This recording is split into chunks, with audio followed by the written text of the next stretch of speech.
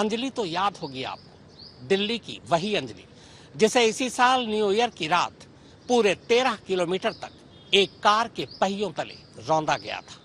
अंजलि की मौत के बाद हर तरफ यही मांग उठ रही थी कि अंजलि के कातिलों के खिलाफ सड़क हादसे का नहीं बल्कि कत्ल का मुकदमा दर्ज होना चाहिए, और दिल्ली की एक अदालत ने ऐसा ही किया। वारदात वाली रात कार में सवार चारों आरोपियों के खिलाफ अब हत्या का मुकदमा चलेगा।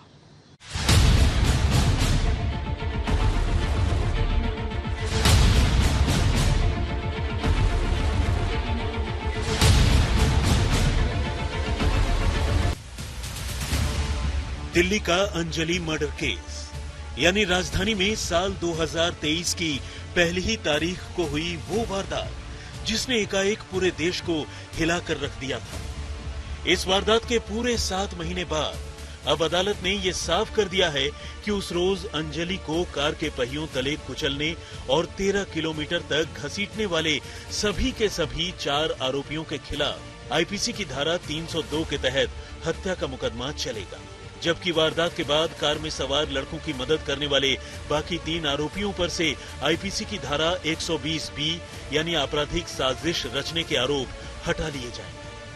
यानी अगर केस की सुनवाई के बाद कार में बैठे ये चारों आरोपी दोषी पाए गए तो उन्हें आजीवन कारावास से लेकर फांसी यानी सजाए मौत तक हो सकती है।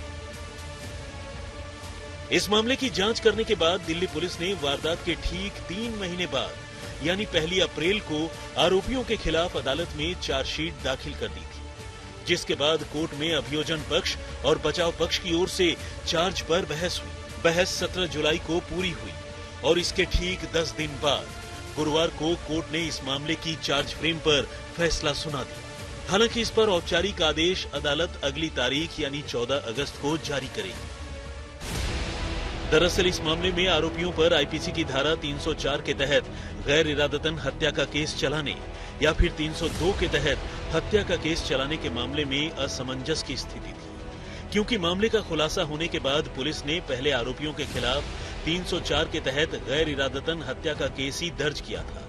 लेकिन दिल्ली पुलिस के इस रवैये पर उसकी जबरदस्त किरकिरी हुई।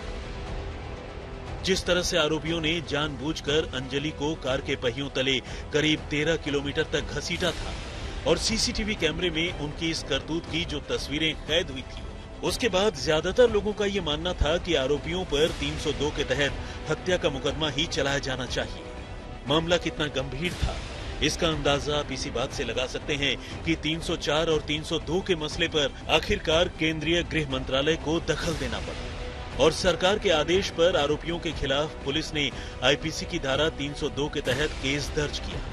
और अब इस वारदात के पूरे 7 महीने बाद अदालत में चार्ज फ्रेम से ये साफ हो गया है कि मामले के 7 में से 4 आरोपियों को कत्ल के मुकदमे का ही सामना करना पड़ेगा। चार्ज फ्रेम पर बहस के दौरान अभियोजन पक्ष का ये कहना था कि आरोपियों को इस बात की खबर थी कि उनकी कार के नीचे एक लड़की फंसी हुई है। इसके बावजूद वे कार रोककर उसे बाहर निकालने की जगह सड़क पर कई किलोमीटर तक अपनी कार दौड़ाते रहे, जिससे कार के नीचे फंसी लड़की अंजलि की दर्दनाक तरीके से मौत हो गई। और इसीलिए इस मामले में आरोपियों की करतूत को गैर इरादतन हत्या के दायरे में नहीं रखा जाना चाहिए। उनके खिलाफ धारा 302 यानी हत्या के सिवाय किसी और धारा के तहत मुकदमे का कोई तुक ही नहीं बनता। हालांकि बचाव पक्ष ने ये दलील दी कि वो न तो अंजलि को पहले से जानते थे और न ही उनकी अंजलि से कोई दुश्मनी ही थी। ऐसे में भला वो जानबूझकर अंजलि की हत्या क्यों करेंगे? इसलिए इस मामले में आरोपियों के खिलाफ 302 के तहत हत्या नहीं बल्कि 304 के तहत गैर इरादतन हत्या का मामला ही चलाया जाना चाहिए। लेकिन अदालत ने दोनों पक्षों को सुनने के बाद आखिरकार अभियोजन पक्ष के हक में ही अपना फैसला दिया। हालांकि इसके साथ ही अदालत ने उन तीनों आरोपियों को थोड़ी राहत भी दे दी जिन्होंने इस वारदात के बाद सबूत मिटाने में कार में बैठे आरोपियों की मदद की थी। अदालत ने कहा कि तीनों के खिलाफ आईपीसी की धारा 120B के तहत आपराधिक साजिश रचने का केस नहीं बनता, लिहाजा तीनों पर से वो धारा हटा ली जाए। अदालत ने ये तो माना कि शुरुआती छानबीन के मुताबिक कार के बाहर मौजूद तीनों आरोपियों ने जुर्म छुपाने में मुख्य आरोपियों की मदद तो की, लेकिन उनकी इस हरकत को आपराधिक साजिश के दायरे में नहीं रखा जा सकता, क्योंकि किसी भी मामले में मुलजिम वारदात को अंजाम देने से पहले आपराधिक साजिश रचते हैं, न कि वारदात को अंजाम देने के बाद।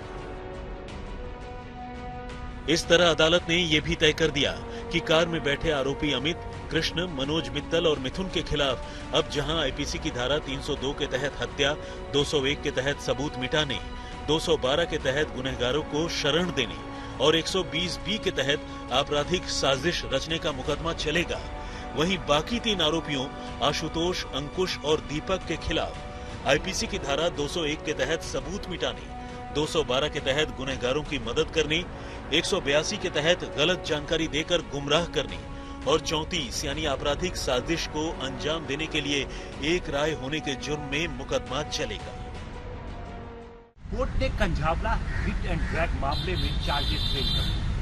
जो 4 आरोपी कार के अंदर मौजूद थे, कोर्ट ने उनके खिलाफ धारा 302, 201 यानी कि सबूत मिटाना और 120B यानी आपराधिक षड्यंत्र रचना, इन 3 मेन धाराओं के तहत केस चलाने की इजाजत दी है, यानी चार्जेस फ्रेम कर दिए गए। चार्जेस की बहस पहले ही हो चुकी है। इसके अलावा जो 3 लोग बाद में इस मामले में शामिल हुए थे, उनके खिलाफ से धारा 120B यानी कि आपराधिक षड्यंत्र रचने की जो धारा पुलिस की तरफ से लगाई गई थी, वो धारा हटा दी गई है, क्योंकि कोर्ट ने माना है कि वारदात के बाद इन्हें जानकारी मिली थी और यही वजह है कि ये धारा हटा दी गई।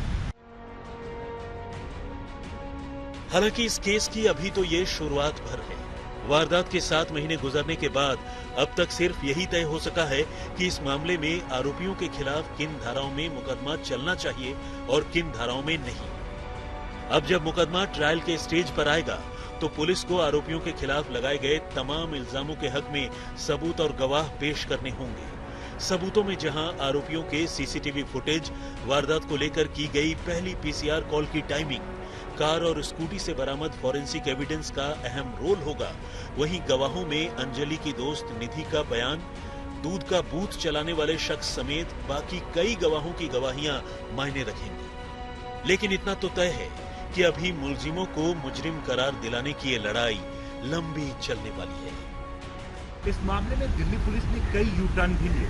सबसे पहले तो दिल्ली पुलिस ने इस केस को नॉर्मल एक्सीडेंट बताया और 304A के तहत केस दर्ज करने की बात कही। लेकिन जब वीडियो आया और ये पता लगा कि कितनी दूरी तक, तकरीबन 12 किलोमीटर तक अंजलि को कार के नीचे घसीटा गया, तब पुलिस ने इस मामले में धारा 304 जोड़ी, यानी गैर इरादतन हत्या का केस लगाया और दिल्ली पुलिस की तरफ से कहा गया कि चूंकि मोटिव नहीं है, इसलिए कत्ल का केस नहीं लगाया जा सकता।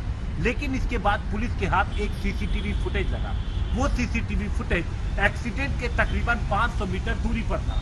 उस फुटेज में साफ दिखा कि कार में बैठे लोग बाहर निकलते हैं, वो नीचे की तरफ झांकते हैं और वापस कार में बैठ के वो चले जाते हैं। इस सीसीटीवी फुटेज के मिलने के बाद दिल्ली पुलिस ने धारा 302 जोड़ दी और पूरी ट्रायल अब धारा 302 के तहत ही होनी है। हिमांशु मिश्र, दिल्ली, आज तक।